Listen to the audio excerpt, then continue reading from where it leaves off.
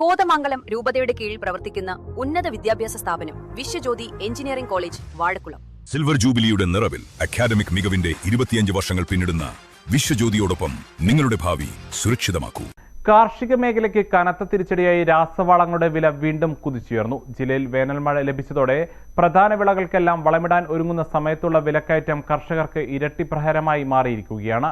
പ്രധാന വളമായ ഫാക്ടം ഫോസിന് 50 കിലോഗ്രാമിന്റെ ചാക്കിന് 550 രൂപയാണ് ഒറ്റയടിക്ക് വർദ്ധിച്ചത്. കർഷകർ ഏറ്റവും കൂടുതൽ ആശ്രയിക്കുന്ന ഫാക്ടം ഫോസിന്റെ വില വിപണിയിൽ ദിനംപ്രതി കുതിച്ചുയരുകയാണ്. 1525 രൂപയായിരുന്ന ഫാക്ടം ഫോസിന്റെ വില കഴിഞ്ഞ ദിവസം 2100 രൂപയായി വർദ്ധിച്ചു. പൊട്ടാഷിന്റെ വില 1800 രൂപയിൽ നിന്നും 1975 രൂപയായി. വിപണിയിൽ 1675 രൂപയുണ്ടായിരുന്ന 16-16-16 വളത്തിന്റെ വില 2050 ഉയർന്നു. 1300 രൂപയായിരുന്ന 18-18-18 1390 ഉയർന്നു.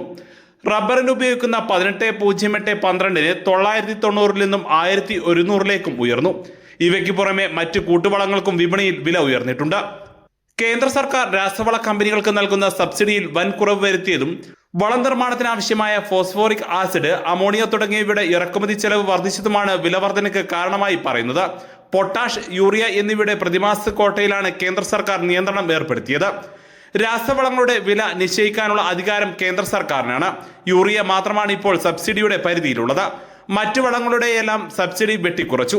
2023 65,199 കോടിയോളമായിരുന്നു ഫോസ്ഫറസ്, പൊട്ടാഷ് വളങ്ങൾക്ക് കേന്ദ്ര സബ്സിഡിയെങ്കിൽ 2024 ഇത് 52,310 കോടിയായും 2025 49,000 കോടിയായും കുറഞ്ഞു. വളത്തിന്റെ ഇറക്കുമതിയിൽ രാജ്യം നിയന്ത്രണം ഏർപ്പെടുത്തിയതിനാൽ അത് കാർഷിക മേഖലയെ തകർക്കുമെന്നാണ് കർഷകരുടെ ആശങ്ക.